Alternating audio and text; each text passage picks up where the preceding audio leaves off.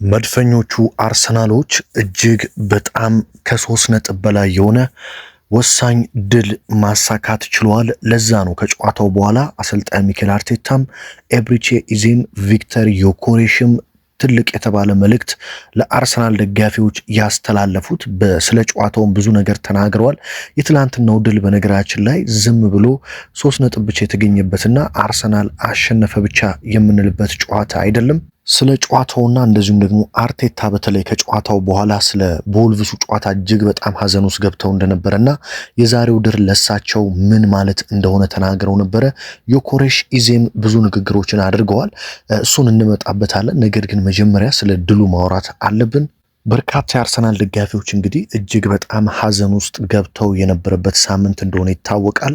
አርቴታም ራሳቸው በነገራችን ላይ ከጨዋታው በኋላ በጣም ከፍተኛ ብስጭትና ሀዘን ላይ ገብተው እንደነበረ ተናግረዋል። በወልቭሱ ጨዋታ ብዙ ደጋፊዎችም የትላንቱ ጨዋታ እጅግ እንደሚከብድና አርሰናል ነጥብ እንደሚጥል እያሰቡ ነበረ። ነገር ግን መድፈኞቹ ከሙሉ የጨዋታ ብልጫ ጋር ቶትንሃምን እንግዲህ ዋጋውን ሰጥተውታል ማለት ይቻላል። በነገራችን ላይ የቶትናሙ አሰልጣኝ ከጨዋታው በፊት በጣም ብዙ ጉራዎችን ሲነዛ እንደነበረ ነግሬያችሁ ነበረ። 13 ተጫዋቾች አሉኝ፣ እነሱ በቂ ናቸው አርሰናልን ለማሸነፍ። ብዙዎች ፕሪሚየር ሊግ ይለያል ይሉኛል፣ ነገር ግን ለኔ ምንም ልዩነት የለውም። እነሱም 11 ተጫዋች ነው፣ እኔም 11 ተጫዋች ነው የማሰልፈው። ኳሷም እዛም ክብናት እዚህም ክብናት፣ ስለዚህ ምንም የተለየ ነገር የለም። አርሰናልን ለማሸነፍ ያሉኝ 13 ተጫዋቾች እጅግ በቂ ናቸው ሲል ከጨዋታው በፊት ተናግሮ ነበረ። እኔ ብዙ ጊዜ እንደምለው እንግዲህ ከአርሰናል ጋር ቡድኖች ሲጋጠሙ በተለይ እነዚህ የደርቢ ቡድኖች ከጨዋታው በፊት ብዙ ንግግሮችን ሲያደርጉ ጨዋታው ላይ ሲሸነፉ በደንብ እንመለከታለን። ትላንትናም ያየነው ይሄ ነው። ከዚህ በፊት የቶማስ ፍራንክ የቶትናም አሰልጣኝ እያሉ ኤብሪቼ ኢዜ ማን ነው ሲሉ ተናግረው ነበር ጨዋታው ላይ። ከዛ ኤብሪቼ ኢዜ አሲስት ሰርቶ ጉድ እንዳደረጋቸው አይተናል። ከዚህ በፊት ደግሞ የቼልሲው አሰልጣኝ አዲሱ አሰልጣኝ ሊያም ሮዜኒየር በካራቦ ካፕ ጨዋታ ላይ አርሰናልን አሸንፈን ፍጻሜ እንደርሳለን ሲል ዝቶ ነበረ። በጨዋታው ላይ ግን አርሰናል አሸንፎ 3-2 እና 1-0 ወደ ቀጣይ ዙር እንዳለፈ ተመልክተናል። የቶትናሙ አሰልጣኝ እንዲሁ ተናግሮ ሜዳ ላይ ሲገባ 4-1 የሆነ ሽንፈት በመጀመሪያ ጨዋታው ገጥሞታል። በነገራችን ላይ አንድም ጨዋታ ተሸንፎ አያውቅም ነበር። አዲስ ቡድን ሲረከብ ሁሉንም ቡድኖች አሸንፎ ነበረ። ማርሴን ሲያሰለጥን መጀመሪያ ማርሴ ሲገባ ኢጎር ቱዶር የመጀመሪያውን ጨዋታ አሸንፏል። በመቀጠል ላዚዮ ሲገባ የመጀመሪያ ጨዋታውን አሸንፏል።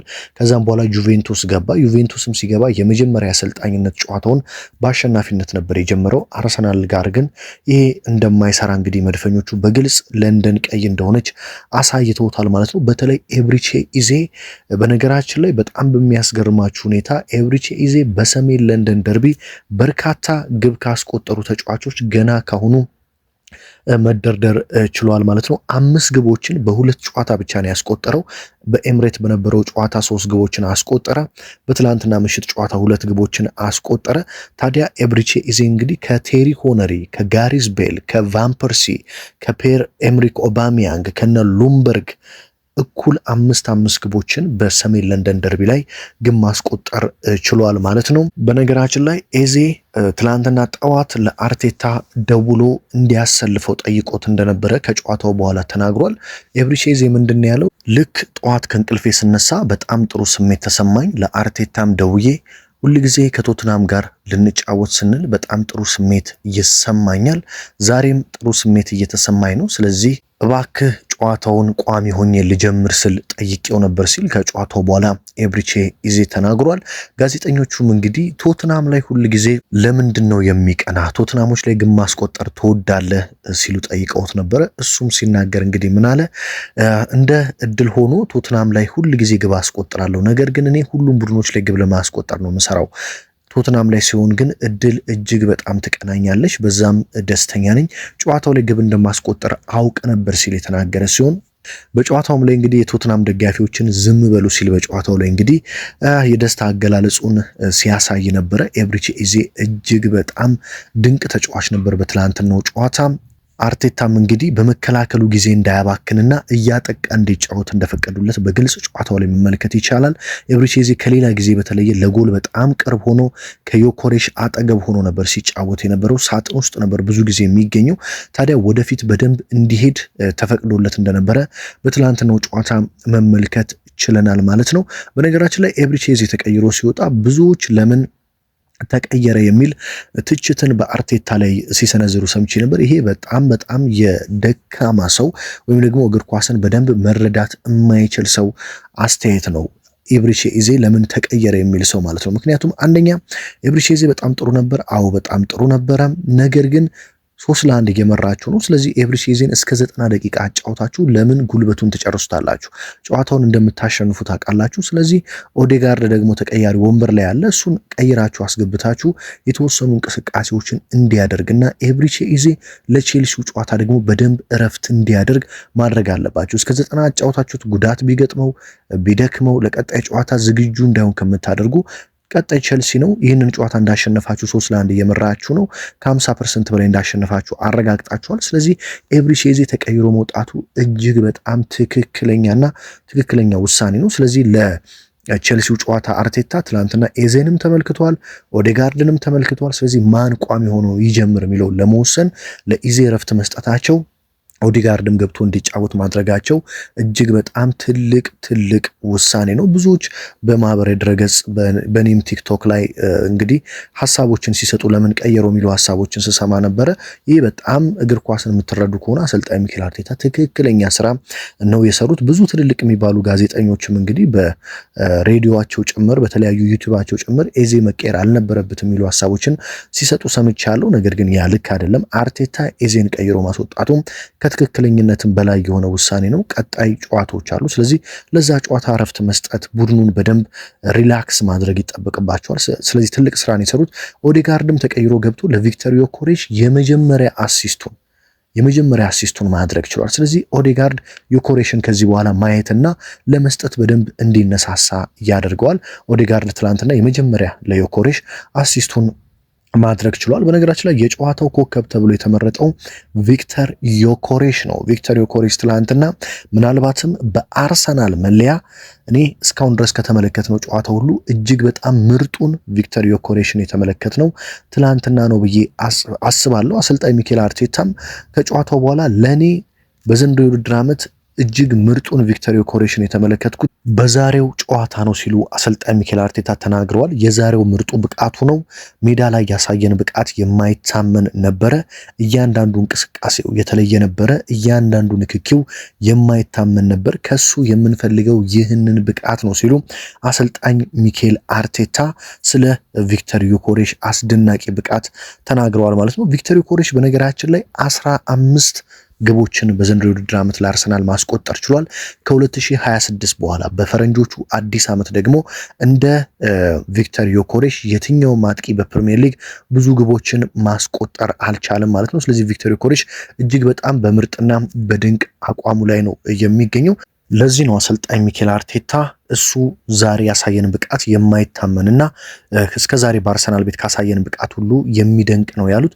ነገር ግን ሚኬል አርቴታ አሁንም የወልቭሱ ጨዋታ ንዴት እንዳልወጣላቸው ከጨዋታው በኋላ መናገር ችለዋል ማለት ነው። በቡድኔ ኮርቻለሁ፣ ጥሩ ነገር አይቻለሁ፣ ነገር ግን እንደፈለግኩት ያህል ትልቅ ደስታ ሊሰማኝ አልቻለም። ምክንያቱም ባለፉት 72 ሰዓታት ውስጥ የተከሰተውን ሳስበው ከወልቭስ ጋር በተደረገው ጨዋታ ላይ 2 ነጥቦችን የጣልንበት መንገድ በጣም ከባድና ዛሬ ድረስ እጅግ አቃጣይ ነበር ሲሉ አሰልጣኝ ሚኬል አርቴታ ተናግረዋል። የዛሬውን ጨዋታ በጉጉት ተጠብቀው የነበረው ያንን ህመም ለመርሳት ነበር። ይህንን ጨዋታ እያደረግን ሁሉ በመሃል እንዴት አቻ ሊሆን እንደቻለ ሳስብ ነበረ። ለዚህ ግን ምንም ማብራሪያ የለም። ከሁሉም አቅጣጫ ትመለከተዋለህ፣ ግን የማይቻል ነው ትላለህ። አንድ ተከሰተ ነው። ስለዚህ ዛሬ ያደረግነው ድል ወደፊት ለመጓዝ እጅግ ከፍተኛ ስንቅ የሚሰጠን ይሆናል ብዬ አስባለሁ።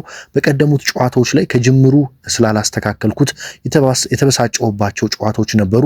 አሁን ግን በተጫዋቾቼ ውስጥ ያለውን ምርጥ ነገር እንዴት ማውጣት እንዳለብኝ ተረድቻለሁ። ኢዜን እዩት፣ ለምሳሌ ፊቱን ብቻ ተመልከቱ። ትልቁ ፈገግታውና በአይኖቹ ላይ ያለውን ብልጭታ ሁሉንም ይናገራል። ዮኬሬሽም እንደዚሁ። ብቻ እዚህ ያለው ሁሉም በምክንያት ነው እና ነገሮችን አልጋ ባልጋ እንዲሆንልን መላመድ ትንሽ ጊዜ ያስፈልጋል። አሁን ከእያንዳንዱ ተጫዋቾቼ ውስጣቸውን ያለውን ነገር እንዴት ማውጣት እንደምችል እየተረዳው መጥቻለሁ። ሲሉ እንግዲህ ተናግረዋል። በነገራችን ላይ ትላንትና አይታችሁ ከሆነ የአርሰናል አቀራረብ እጅግ በጣም የተለየ ነበረ። በመጀመሪያው አጋማሽም በሁለተኛው አጋማሽም መድፈኞቹ እጅግ በጣም የተለየ ብቃት ነው ሲያሳዩ የነበረው። አጨዋወታቸውም በጣም የተለየ ነበረ። አርቴታም ቶሎ ነበር ውሳኔ ሲወስኑ የነበረው። ለምሳሌ ጁሪየን ቲምበር ላይ የወሰኑት ውሳኔ እጅግ በጣም የሚያስሞግስ ውሳኔ ነው። ጁሪየን ቲምበር በጣም ደክሞ ነበር። የአርሰናል ትላንትና ደካማው ክፍል ለእኔ ሁለት ሰዎች ነበሩ። አንደኛው ትሮሳርድ ነው፣ ሁለተኛው ደግሞ ጁሪየን ቲምበር ነው። ብዙዎች ዙቤሜንዲ ደካማ ነው ሲሉ ነበር። ለእኔ ግን ዙቤሜንዲ ትላንትና እንደ ሁልጊዜው ሁሉ በጣም ምርጥ ነበረ። ኤብሪቼዜ ወደፊት ሄዶ በደንብ እንዲያጠቃ ከራይስ ጋር በመሆን ትልቁን ስራ የሰራው ዙሜንዲ ነው ብዬ እኔ በግሌ አስባለሁ። ታዲያ አርቴታ ቲምበር ደና ሳይሆን ሲቀር ወዲያውኑ ክርስቲያን ሞስኬራን ቀይረው ያስገቡበት መንገድ እጅግ በጣም የሚያስደንቅና ለሳቸውም እንግዲህ ክብር የሚያሰጥ ጉዳይ ነው። ክርስቲያን ሞስኬራም ተቀይሮ ገብቶ ያሳየው ብቃት እኔ እንደውም በወልቭሱ ጨዋታና በብሬንፎርዱ ጨዋታ ምን አለ ጁሪየን ቲምበር አርፎ ሞስኬራ ገብቶ በነበረ ብዬ ነው ያሰብኩት። ምክንያቱም ክርስቲያን ሞስኬራ እጅግ አስደናቂና ግሩም ብቃቱን ነው ትላንትና ተቀይሮ ገብቶ በአርሰናል ቤት ማሳየት የቻለው። ዴቪድ ራያ ልትገባ የደረሰችውን ኳስ ሲያወጣ እንዴት አይታችሁታል። ሞስኬራ ከአንዳንድ ኳሷን ወደ ውጭ እንዴት አድርጎም እንደወጣት ማለት ነው። ውሳኔዎቹ ኳሶቹ በጣም ክሊር ነበሩ።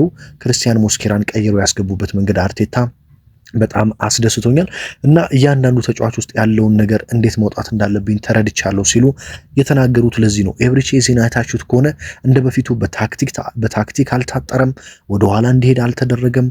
ኳሶችን እሳቸው እንደሚፈልጉት ዲያጎናል ወደ ሳካና ትሮሳርድ ብቻ እንዲሄድ አላደረገም። ፊት ለፊት ቀጥተኛ እግር ኳስ እንዲጫወት ነበር የፈቀዱለት። በዚህም ኤዜ ግቦችን ማስቆጠር ችሏል።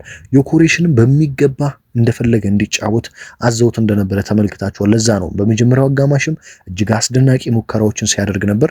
በሁለተኛው አጋማሽም ሁለት ድንቅ ግቦችን ማስቆጠር የቻለው ለዚህ ነው። አርቴታም እንግዲህ እስካሁን ድረስ አንዳንዴ ከመጀመሪያ ማስተካከል የምችለውን ያላስተካከልኩባቸው ጉዳዮች አሉና በዛ ተበሳጭቻለሁ። አሁን ግን ከተጫዋቾቼ ምን ማውጣት እንዳለብኝ እየተረዳው ነው። የኢዜን ፊት ስታይ፣ የዩክሬሽን ደስታ ስታይ፣ የተጫዋቾችን ፊታቸው ላይ ያለውን ደስታ ስታይ ለዚህ ቡድን አንድ ነገር ማድረግ እንደሚፈልጉ ትረዳለህ። ስለዚህ ይህ ድል ትንፋሽ ወስደንና ለመተንተንና እንደገና ለመዘጋጀት እድል ይሰጠናል። ምክንያቱም ከኢንተርናሽናል ብሬክ በኋላ ብዙ ከባባድ ጨዋታዎች ስላሉብን ምን መፍጠር እንደምንችል አሳይተናል። ግን ደርቢው ላይ ብቻ ሳይሆን ሌሎች ጨዋታዎችም ላይ ደጋግመን ማድረግ አለብን። እግር ኳስ ከባድ ነው። ከእያንዳንዱ ጨዋታ በኋላ ስሜትን ብቻ መከተል አትችልም። ዛሬ በጣም ጥሩ ነበርን። ስለዚህ ባሸነፍንበት መንገድ እንኮራለን፣ ግን በዚሁ መንገድ መቀጠል አለብን ሲሉ በጣም ምርጥ ሀሳብ አንስተዋል። አርሰናል አሁን ይህንን ቶትናምን ያሸነፈበት መንገድ ዝም ብሎ 3 ነጥብ ብቻ አይደለም ያልኳችሁ ለዚህ ነው። በሁለቱ ጨዋታዎች ያጣውን በራስ መተማመን፣ በብሬንፎርድና በወልቭስ የተወሰደበትን በራስ መተማመን አርሰናል ጫና መቋቋም አይችልም፣ ዋንጫ አሳልፎ ለሲቲ ሊሰጥ ነው፣ ዘንድሮም ሁለተኛ ሊወጣ ነው የሚል ከባድ ጫና ነበረበት አርሰናል። ስለዚህ 4 ሰፊ ግቦችን አስቆጥሮ ማሸነፉ ተጫዋቾች ላይ የሚፈጥረው ደስታና የሚፈጥረው ከፍተኛ የሆነ የስነ ልቦና ጥንካሬ አለ። ማድረግ እንችላለን፣ እስካሁን የመጣ ነው እንደዚህ ነው፣ አሁንም ማሸነፍ ችለናል፣ ስለዚህ በዚሁ ድል መቀጠል እንችላለን የሚል ከፍተኛ የሆነ ጥሩ ስሜትን ነው የሚሰጣቸው ለተጫዋቾቹ። በዚህ ላይ ደግሞ በዚህ ሳምንቱን ሙሉ ነው አርሰናሎች እረፍት የሚያደርጉት። ከዚህ በፊት በየ3 ቀኑ ጨዋታ እንደሚያደርጉ ታውቃላችሁ መድፈኞቹ። ስለዚህ እረፍት ለማድረግ በጣም ይቸገሩ ነበር። እንደነ ቲምበርና ዙሜሜንዲን ጭምር እንዴት እንደደከሙ በደንብ ተመልክታችኋል። ስለዚህ አሁን አርሰናል እስከ እሁድ 1 ሰዓት ተኩል ድረስ በኤምሬት በሜዳው እስከሚያደርገው የቼልሲ ጨዋታ ድረስ ምንም አይነት ጨዋታ የለበትም። ለ1 ሳምንት ለ7 ቀናት በሙሉ አርሰናል እረፍት ላይ ነው ማለት ነው። ስለዚህ ይሄ በጣም ለመድፈኞቹ ትልቅ የአእምሮ ጥንካሬን የሚሰጥ ነው። ሲቲ ደግሞ በተወሰነ መልኩ እንዲደነግጥ ያደርገዋል። ምክንያቱም አርሰናል ቶትናምን ደርቢ ከሜዳው ውጭ ሄዶ 4-1 ማሸነፉ ኦኬ አርሰናሎች አሁንም ጥንካሬያቸው ላይ ናቸው በሚል ሲቲዎች እንዲደነግጡ ያደርጋል። ስለዚህ አሁን ጫናው ተመልሶ ወደ ሲቲ ሄዷል ማለት ነው። የነጥብ ልዩነቱ ወደ 5 ሰፍቷል። አርሰናል እንግዲህ አሁን የሚቀረው 10 ጨዋታ ብቻ ነው። 10 ጨዋታዎች ብቻ ናቸው የሚቀሩት የፕሪሚየር ሊጉን ዋንጫ ለማሳካት ማለት ነው። ሲቲ ደግሞ 11 ጨዋታዎች ይቀሩታል። ቀድሞ ነው ቀጣይ ቅዳሜ ከሊድስ ዩናይትድ ጋር ሲቲ ከሜዳው ውጪ ምሽት 2 ሰዓት ተኩል ላይ ተጉዞ የሚጫወተው። ሊድስ ዩናይትድ በነገራችን ላይ በጣም ከባድ ቡድን ነው። አስቶን ቪላን ከትላንት ወዲያ ቅዳሜ እንግዲህ በሜዳው በአስቶን ቪላ ሜዳ ነጥብ አንዳቻ ወጥቶ 1 ነጥብ ይዞ እንደሄደ እናውቃለን። ስለዚህ ሲቲ አሁን ጫናው ተመልሶ ወደ ሲቲ ላይ መጥቷል። አንደኛ አርሰናል ያሸነፈበት መንገድና ነጥቡን ማራቁ ሲቲ ላይ ጫና እንዲኖር ያደርጋል። ከሜዳ ውጪ ነው የሚጫወተው ሲቲ። ሊድስ ቀላል የሚባል ቡድን አይደለም። በእርግጥ አርሰናል 2 ጊዜ 5-0 እና 4-0 9-0 ነው ያሸነፈው። ስለዚህ ሲቲ ይሄ ጨዋታ ላይ ምናልባትም ጫና እንዲኖርበት መድፈኞቹ ማድረግ ችለዋል ማለት ነው። ስለዚህ ለአርሰናል የትላንትናው ድል ከፍተኛ በራስ መተማመን የሚሰጥ ጨዋታ ይሆናል ተብሎ ይጠበቃል። በነገራችን ላይ የመጀመሪያው የሊድስ እና የሲቲን ጨዋታ ታስታውሱ ከነበረ ከ2-0 2 አርገውት ነው ሊድሶች በ91ኛው ደቂቃ በኢታድ ማለት ነው በፎደን በተቆጠረባቸው ግብ የተሸነፉት። እንደ ቼልሲ ያሉ ቡድኖችን አሸንፈዋል፣ ዩናይትድን አሸንፈዋል፣ እነ ቼልሲን አቻ አስወጥተዋል፣ ሊቨርፑልን አሸንፈዋል። ስለዚህ አርሰናል ወደ ሲቲ ጫናውን መውሰዱ እጅግ ትልቅ ስኬት ነው ብዬ እኔ በግሌ እወስዳለሁ። ዴክላን ራይስ በትላንትናው ጨዋታ ስህተት ቢሰራም ስህተቱን ያረመበት መንገድ በጣም አስደስቶኛል። በተለይ ጎሏ ከተቆጠረች በኋላ ዴክላን ራይስ አይታችሁት ከሆኑ ዞሮ ወደ አርሰናል ተጫዋቾች ጥፋቱ የኔ ነው፣ ግን ተረጋጉ፣ አይዟችሁ፣ ወደ ጨዋታው እንመለሳለን በሚል እንዴት እንዳረጋጋቸው ስትመለከቱ ለኔ አሁንም ዴክላን ራይስ የአርሰናል አምበል መሆን አለበት የምልበት ምክንያት ዋነኛው ይሄ ነው። ከጨዋታውን በኋላ በነገራችን ላይ ከቪክተር ዮኬሬሽ ጋር ፎቶ ተነስቶ የኔ አጥቂ ሲል ፎቶውን ፖስቶታል። የቪክተር ዮኬሬሽን ማለት ነው። ቪክተር ዮኬሬሽ እንግዲህ በአርሰናል ተጫዋቾችም በአርሰናል ደጋፊዎችም እጅግ በጣም ከፍተኛ ፍቅር እየተሰጠው የሚገኝ አጥቂ ነው። ብዙዎች ሲተቹት ነበረ። ከሊቨርፑሉ አጥቂ ሁጎ ኢኪቲኬ እኩል 10 ግቦች ላይ መድረስ ችሏል። በነገራችን ላይ ብዙዎች ሁጎ ኢኪቲኬ ይሻላል እያሉ ቪክተር ዮኬሬሽን ለመንቀፍ ሲሞክሩ ነበር። ቤንጃሚን ሼሽኮ ይሻላል እያሉ ለመንቀፍ ሲሞክሩ ነበር። ዮኬሬሽ ግን በትዕግስት ያለውን ብቃት እያወጣም በደንብ እያሳየ 10 ግቦች እኩል ከኢኪቲኬ ጋር ማስቆጠር ችሏል። አርቴታ ትላንት ሌላ ትልቅ ሰራ የምለውና መናገር ያለብኝ ጉዳይ ቪክተር ዮኬሬሽን 90 ደቂቃ ማቆየታቸው ነው። ይሄ በጣም ትልቅ ውሳኔ ነው። አርቴታ ከዚህ በፊት ቪክተር ዮኬሬሽን ቶሎ እየቀየሩ እንደ ጂሱስ ያሉ ተጫዋቾች አላስፈላጊ ሰዓት ላይ ቀይረው ብዙ ዋጋ ሲከፍሉ ተመልክተናል። ነገር ግን ዮኬሬሽ መቆየት እንዳለበት፣ ኤዜ ደግሞ ነፃነት ማግኘት እንዳለበት፣ እንደዚሁም ቡካዮ ሳካ ደግሞ በትክክለኛው የክንፍ ቦታ ላይ መጫወት እንዳለበት በደንብ ተመልክተናል ማለት ነው። በተለይ ትሮሳርድ የማይጎዳ ከሆነ ማርቲኔሊ ጭራሽ ሜዳ ውስጥ መግባት ያለበት ተጫዋች ነው ብዬ አላስብም። ኤፍ ኤ ካፖችን ሊጫወት ይችላል። ፕሪሚየር ሊግ እና ሻምፒዮንስ ሊግ ላይ ግን ተቀይሮ ነው እንጂ ቋሚ ሆኖ በጭራሽ መጫወት የሌለበት ትሮሳርድ፣ ሳካና ዮኬሬሽ የአርሰናል የፊት ለፊት መስመር ትክክለኛ ተጫዋቾች ናቸው ብዬ እኔ በግሌ እወስዳለሁ ማለት ነው። ስለዚህ የትላንትናው ድል በጣም ትልቅ ድል ነው ለአርሰናል ለመድፉ። እንግዲህ መድፉ መተኮስ ጀምሯል ከሁለት ደካማ የአቻ ውጤቶች በኋላ። ምን ተሰማችሁ? አርሰናል ፕሪሚየር ሊጉን ዋንጫ አሁንስ ያሳካዋል ወይ ብላችሁ እንድታስቡ አደረጋችሁ ወይስ አሁንም አርሰናል በዚሁ አሸናፊነቱ በዚሁ ተጋዳይነቱ መቀጠል አለበት? ምክንያቱም ፔፕ ጋርዲዮላ ነው፣ ሲቲ ነው። ስለዚህ ጥንቃቄ ማድረግና እያንዳንዱን ጨዋታ እንደ ፍጻሜ መመልከት ያስፈልጋል። ስሜታችሁን ሐሳባችሁን ግን ኮመንት ላይ አስቀምጡልኝ። ሀገር ውስጥ ከባህር ማዶ በመሆን በየዕለቱ ስፖርታዊ መረጃዎችን በመከታተል ከጎኔ በመሆን የምታበረታቱኝን የዩቲዩብ ቤተሰቦቼ የዚህኛው የዋናው ቻናሌንም የሁለተኛው ቻናሌንም እንግዲህ ከልብ ላመሰግናችሁ እፈልጋለሁ። ታዲያ በሌላ ወሳኝ መረጃ በሌላ ወሳኝ ጥንክር ደግሞ እስከምንገናኝ ድረስ በያላችሁበት ሁሉ ሰናይ መልካም ቀንና ሳምንት ተመኘውላችሁ።